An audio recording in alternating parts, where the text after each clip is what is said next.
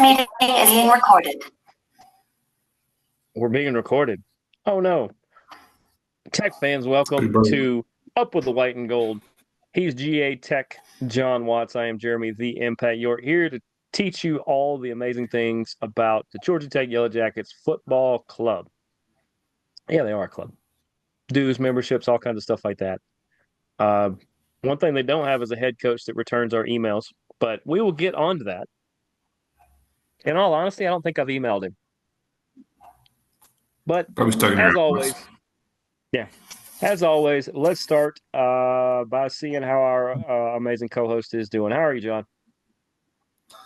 Doing good. Coming off, last week was really kind of busy, and this week it's been nice and calm a little bit.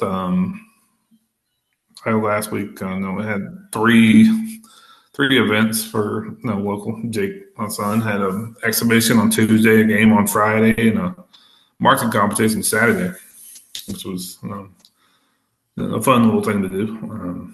Full contact croquet, man. He's like an all-world player. Yeah, I mean there might have been some contact, but no croquet. But it was fun. I was going over to the other school. I think you called it Pride Rock. I mean, it's what it is. Yeah, I mean they are the Lions. It was a nice little competition, fun. They all had fun. Came away with a few trophies and second overall. So not too bad. Which is insane that the judges thought that somebody was better than the school your kid goes to because they're pretty up there. Yeah, it was a school that we kind of considered that's usually pretty good. Pope High School was the one who ended up taking the whole thing. They typically take the competition that we host, so we were kind of expecting to kind of go pretty toe to toe with them. And it was actually only a half a point difference. So yeah, in marching band world, that's actually better. I'd rather lose by half a point than them smoke you by like 12. Yeah, definitely. In marching band world, you definitely want to lose by the closer amount. Yeah, definitely. So between that, Carrollton won, so they're at 7-0. So trucking along now in the actual region. So that's a couple more games there and all that. And then, of course, as we'll get into it about this show, college won as well on Saturday. So pretty good weekend. Yeah, they hosted the Dukies, and the that's not royal blue. I forgot what actual shade of blue that is, but the Blue Devil. It's what? Yeah, it's some. I don't know. Probably Duke. But they hosted the Dukies, and the Dukies tried to stink up the place, lack of a better way to put it, and steal a win. And Georgia Tech said, "You're in our yard." To quote Roman Reigns, "You're on my turf where we bleed, we sweat, we cry. This is our field." And Tech pretty much just bullies them and ends up taking the 10-point victory, gives Duke their first loss of the year, and improves Tech to 4-2. And let's see, what are they? 3-2 now in division conference. There we go. Yeah, something like that. Because we played. Yeah, so we played State. No, they should be 2-2 because two of our wins are against Georgia State and VMI. That's right. Yeah, you're 2-2 now, but you're still right there in it. Somehow Clemson has won all of their conference games. But I mean, how did you see this game? It was pretty kind of back and forth on definitely. Early on, we jumped out to a good lead with a touchdown in the first quarter. And then we kind of shared in the second one. So going into half, it was pretty close, 10-7. And then third quarter belonged to Duke, so they came out looking like they were going to try to do something and take the lead there, and at 14-10, and then we were brought it home in the fourth quarter with 2 touchdowns. The silver victory there. So it was definitely back and forth a little bit. We score, they score, we finish it off. So definitely a great win there for the team, and it's kind of what we kind of see with those North Carolina teams, kind of year to years, that back and forth. One year they're going to be really good, one year not so good. Same way, kind of with the North Carolina teams and the Virginia teams, kind of back and forth. You never really know what's going to happen. But definitely a great win for us to improve. So 4-2. Yeah. I mean, the Blue Devils came down to Georgia. They were looking to steal a win. But unfortunately, this never works out right. Johnny there rosined up his bow, and that song resonates from here. So we sent them back where they came from, and good. I mean, that's the kind of win you want to see. We know when they've played better ACC competition, people that we've said could win the ACC, they've come up just a little short. Which, like we said, we think they're in that second tier. They might be the top of the second tier, but they're not quite in the elite of the ACC. Maybe that's next year. Maybe that's the end of this year. I don't know, but. Duke is another one that can sneak around and I mean they were undefeated coming into this, so you got to watch a team like that. And you gave them their first loss. You're now only 2 wins away from bowl eligibility. Doesn't mean you're automatically in. I had to explain that to somebody again that 6 wins doesn't automatically get you anything. It just gets Yep. you in consideration. But you limit their quarterback to 205 yards, make him throw an interception. Their star running back, Star Thomas, 14 carries for 48 yards. That sounds like me on a video game. That's atrocious. Your top Yeah. running back had 14 carries, and the best he could do was 48 yards. He had under 50 yards. That's not good for the Dukes.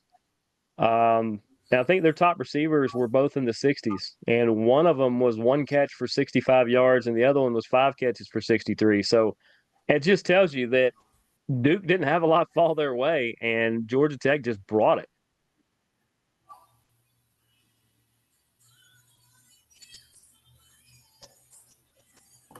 Yeah, only gave up the 1 sack. I couldn't remember if they credited the other guy or not. This Georgia Tech offensive line might be one of the best, at least in the ACC, if not one of the better ones in college. Was this the first sack they gave up? It is. Thought I remember that First sack stat. of the That's season. that's crazy that you go 6 games in, technically 7 weeks into the season, because you started week 0, and yet here you sit. You finally give up 1 sack, and you give it up to, I think Aaron Hall had it. Aaron Hall had it. Yeah, he's a pretty good defender. Anybody that wears number 99 on a defense is usually pretty good. Yeah, definitely. I mean, he did pretty well. I mean, three tackles, 2 assists, a sack. Definitely pretty good there on defense. And like I said, their receiving core. They got 2 touchdowns. One was the 165-yard touchdown, the 1 catch that one guy got, and then another one who had 5 for 63. One of his were a touchdown, and that's really all they had for the game. 2 touchdowns, and those 14. Yeah,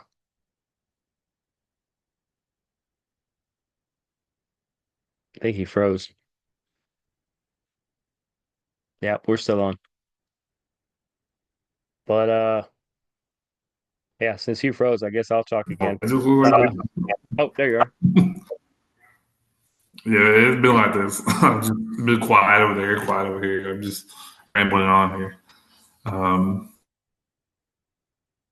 now we lost visual in general. I can still hear you, but okay, now I can't anymore. Uh, Getting into the techies, Haynes King, 23 for 31. Oh, there you are. Now you're back.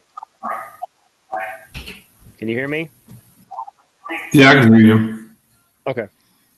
Yeah, it went wonky for a second.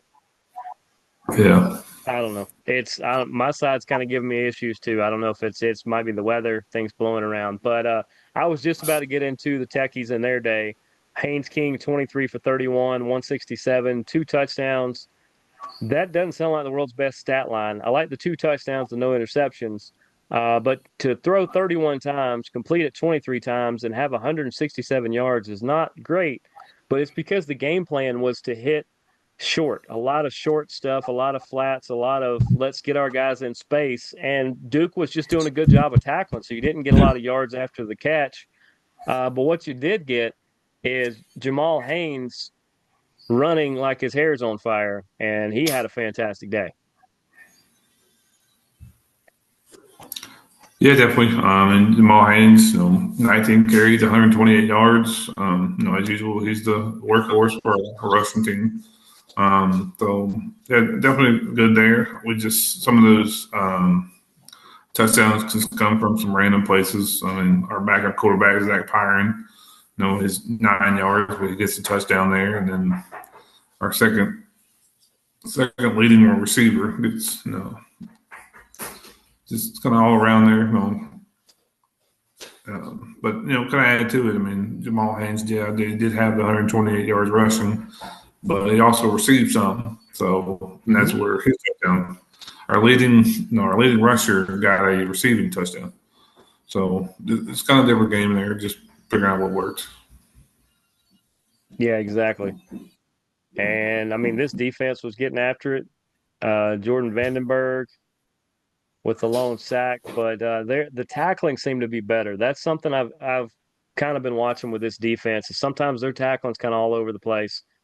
It was pretty good this time around. It seems like they were doing the same thing Duke was doing to them. They were kind of keeping a lot of it in front of them and not really letting the Blue Devils get down the field very good. Yeah, definitely. Ran earlier that we have a really good run defense right now. It said number one, but I wasn't sure if that was number one in the ACC or number one in the country. So definitely, that front line of defense is really keeping us in a lot of these games, and um, looking to keep that rolling. Yeah, and if I'm not mistaken, your head coach was an offensive line guy, correct? Yeah, he was. Isn't that amazing? Two of the biggest strengths on this team is the offensive and defensive line. And you being a great offensive lineman, you're going to know how to build a good defensive line in order to counteract that, and vice versa. That's usually why you'll see people. There'll be a wide receiver coach, and there'll be a defensive back coach. Because if you know how to do this really well, then you know how to come back on it and counter it out. And the fact that they're winning in the trenches makes all the sense in the world, given their head coach. Yeah, definitely. I mean, even myself when I was a little tot playing football, I was O line, then I'd switch to defensive line, go back and forth depending on what's needed. So it's one protecting the ball, the other one's going after the ball. It's the same kind of thought process. It's just your end result is a little different. So yeah, definitely those mindsets that you have, and really helps that when you have someone who understands the game, and because he was there. Um, so yeah, definitely. And Aidenberg gets mentioned just because he's a good kicker. He had a solid day, nothing really to write home about. But David Shanahan might be one of the best battleship players there ever was. You could literally put squares all over the field, and I think he would punt a ball and drop it right in the middle of it. He pinned them back so many times. He dropped it inside the 20 twice. I mean that's like that's an extra weapon that a lot of teams don't have, and it really has showed for Georgia Tech when they need to flip the field. He's the one they call on. Yeah, definitely. He's been great. While we had him, it makes things a lot easier when you can pin him close down there and battle him out. So yeah, he's great when we need him. Yeah, I mean, and this was actually a defensive battle, unlike the game they have on here at the studio where there is either 4 or 5 goals that have been scored in the first period of this hockey game. That's crazy. I think it's four, but At least the better team is up 3-1, and that's what I'm concerned about. But this team, this team just they continue to get better. Yeah, there's still some stuff they can button up, but it's small stuff. There's not like a gaping hole where like, the linebackers can't cover or there's not, they can't run the ball. No, they're doing about everything you want them to do. I want Haynes King to throw a little more and throw down the field a little more, but I think they were trying something different because Duke likes to drop back a little bit. They said, "Well, let's play everything underneath. Let's try to get our guys open." And Duke was just good at swarming over the ball and not letting them have a chance to do that. Swarming. Really swarming. Nice. Yeah, yeah, definitely. Yeah, definitely when they understand when things don't work, they can flip over to someone else and try something different. I think both teams are doing that, and what works, what doesn't work, and we can definitely flip it around. Oh, sorry, cameo. We had Um, our first special guest host. Apparently, that's what she's been wanting to do today because she showed up on a meeting with my wife earlier at work with her boss, just right in the camera. You've got to quit But eating tuna for dinner. I haven't had dinner yet. But you probably had a little in your beard, maybe from lunch or something, and that cat was after it. But yeah, definitely. I think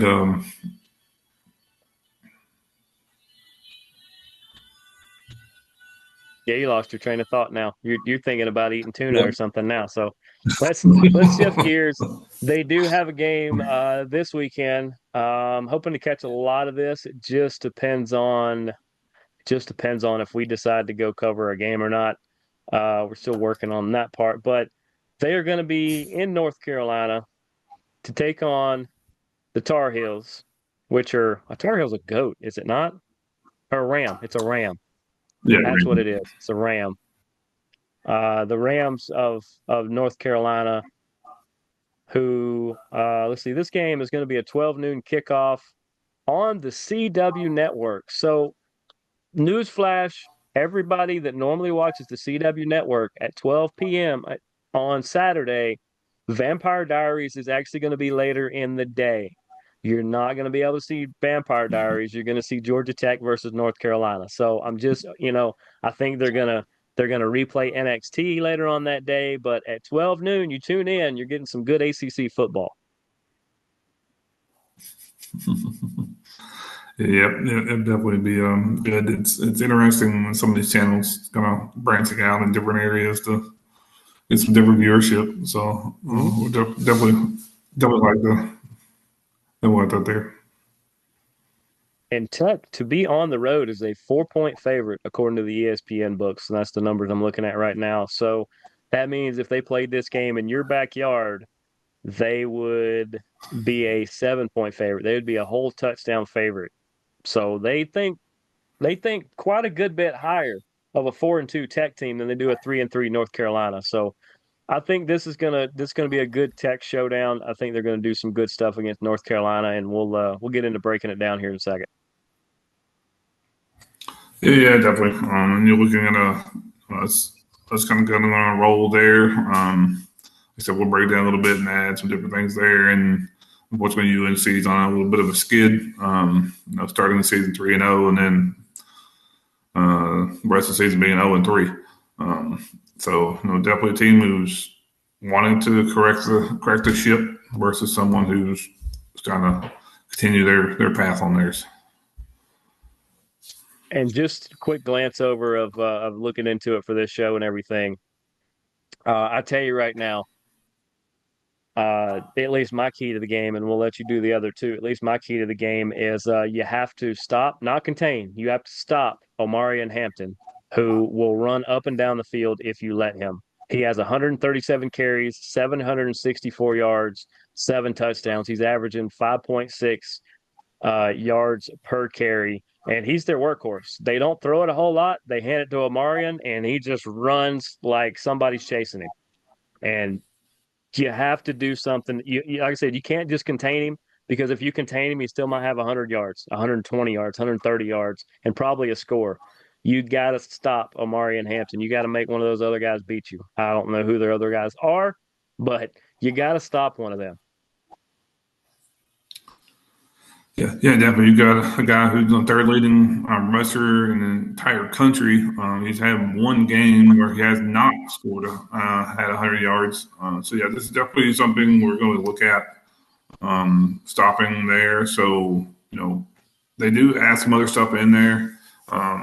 Once we kind of are able to stop them, they could add in some different things like RPOs and some shots down the field. So we got to make sure we're reading everything. Look for that. Look for like I said, it might be you take it to run play, but he decides to pull it back and pass it and those kind of things. So yeah, definitely. Like I said, definitely that's going to be a big key there. Like I said, we got a good line to do it, so that'll be one really good matchup right there. Yeah, another good matchup will be the North Carolina defensive line against the Tech offensive line, because I am looking at just sack and tackle totals. They've got Campbell, the linebacker's got 3 sacks. Evans, the defensive lineman's got 2. They've got Ritzy he's on the defensive line. He's got 5 sacks. Hester Jr.'s got a couple. Atkinson, Rucker, majority of their sacks are on the defensive line. So they're either coverage sacks or that defensive line is coming after you. So that's going to be a matchup to watch. I guess that's one of the other keys is that offensive line of Tech versus the defensive line of North Carolina, and stopping Omari. And that's 2 of the 3, I would say. Yeah, I definitely agree there. Again, you got to match up with a team who doesn't allow that many sacks, and by that many, I mean, like we said earlier, 1, versus a team who's getting a lot of them. So definitely the line to stay contained, block, protect the quarterback, let him do what he does. So we've seen what he can do, and then throw, run himself. Especially if we're going to come down and use the backup quarterback like we always do with Pyron. So definitely things we need to make sure we succeed on. Yeah, and since I just named 2 of the 3 keys, more than likely that they should go with. What do you think is the third key to a Tech victory?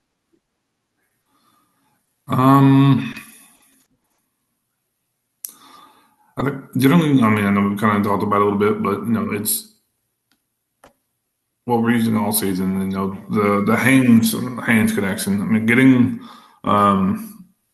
Jamal Haynes, going, getting his run game going. And you said you have a guy who loves coming. The team and clubs come out of the quarterback for sacks. So I mean, if they're going to put a lot of pressure there, we definitely going to have to find a way to get him running and having a big game like he usually does. And that'll help set up passes if we need to. Yikes. I need to look at the Tech number, but this could be something that could help Tech.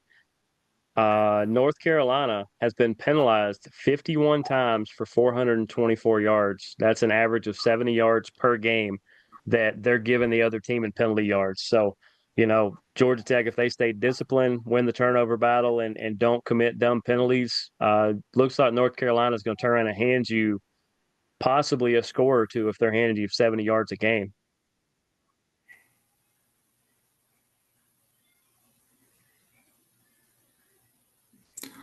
Yeah, definitely. I mean, penalties are always a bad thing, especially when they're silly ones like your false starts. Any penalty really can be silly. I mean, we've seen some of these people.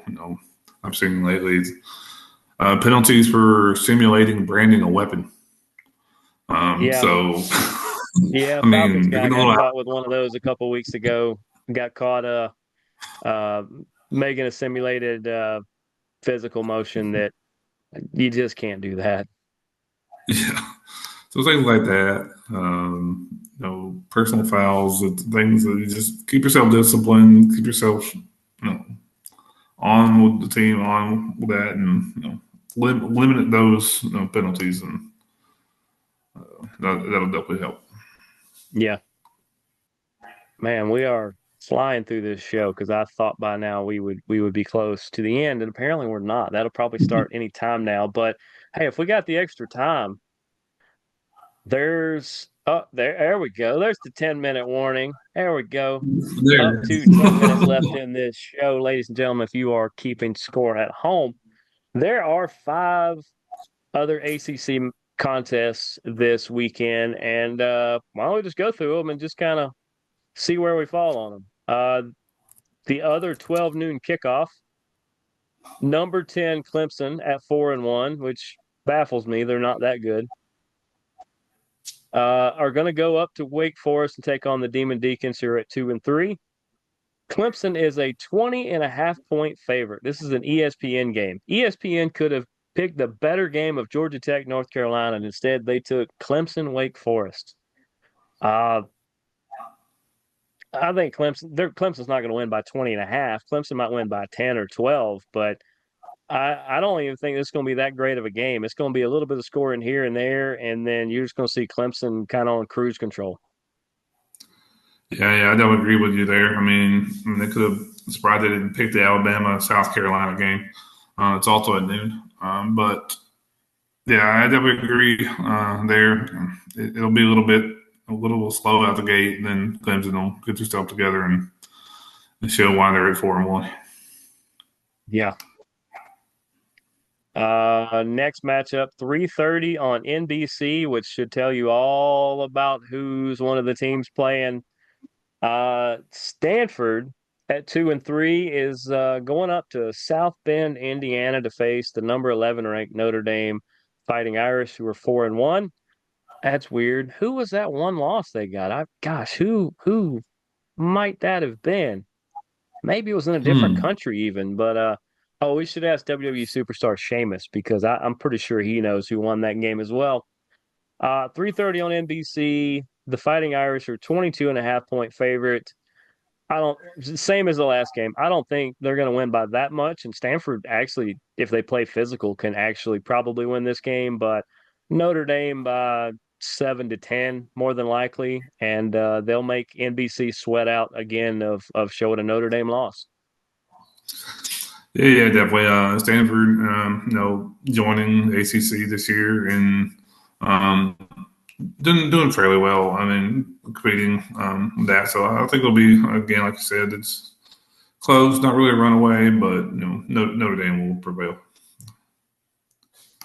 Next game, 3:30 kickoff on that one on ESPN. So look at that. That's in some markets, you're going to see Clemson versus Wake Forest, followed by Cal at Pitt. Man, come on, ESPN. You could have threw a dart at the wall and found better games. Pitt is a 3-point favorite, which they're playing at home. So they got these teams at dead even. They got them at even strength, even though Cal is 3-2 and Pitt is number 22 ranked and 5-0. That tells you how strong they think Pitt is. There is good, or that Cal's just that good and they've just lost two close battles. How do you see this game? Yeah, definitely. This is one of the first interesting matchups with the new ACC, where you have a school on the West Coast going all the way to the East Coast. Cal did pretty well. I mean, they nearly knocked off Miami last week, so that's probably where they're looking at the strong team there. Pitt is at 5-0, but you don't have a lot of big strong opponents there, so that's why you're only seeing them another 22. What they're doing, I mean, pretty good. The same way, like we were early in the season, when we were rolling, we got in there. Definitely a strong. I think it'll be close, but I think Pittsburgh being at home, that home field advantage will help them out, and they'll take the victory. But yeah, it'll be close. Lucky for Cal, they don't play anybody else in the state of Florida because that is their two losses is Miami and Florida State on back-to-back weeks. Both of them very close. They lost by 5 to Florida State in Tallahassee, and they lost at home to Miami 39-38. So okay. Yeah. And they pretty much led that entire game. Miami had to come back on that one. So, Yeah. and Miami was supposed to be, who everyone thought the ACC was going to. So, yeah, it was good. Maybe that game will be good though, man. I'll give ESPN credit on that one. Also at 3:30 on the ACC network, you get the Louisville Cardinals at 3-2 visiting the Virginia Cavaliers. Cavaliers, that's what they are, at 4-1. Louisville is a 7.5-point favorite. That means if they played on the moon, they would be a 10.5-point favorite, which is crazy because they have a worse record. But how do you see this one? Again, Louisville was strong kind of early in the season. Virginia, like I said before, it's one of those teams that you're really not sure what they're going to do year to year. Sometimes they do pretty well, sometimes it's not. So, yeah, I mean, it'll definitely be interesting. Another one here. If Louisville wants to get off their problems they've been having, and they want to do something, and they might could, but. Again, I think another close matchup. I'll give it Virginia by a little bit. Okay. I kind of have a feeling Virginia is probably going to win that somehow, but I don't know. Just for the sake of it, I'll say Louisville wins by a field goal. I think it's going to be kind of close, and we think all these are going to be close except for the last one. I have a sneaking suspicion that when the 4-1 Syracuse Orange take on the NC State Wolfpack at 3-3, 8 p.m. This is the ACC network, primetime special. Syracuse is only a 3-point favorite, meaning that if they played in Roswell, New Mexico, then they would be a 6-point favorite. I think Syracuse is going to win by 10, 12, 14 points. I think they're going to win by a couple scores.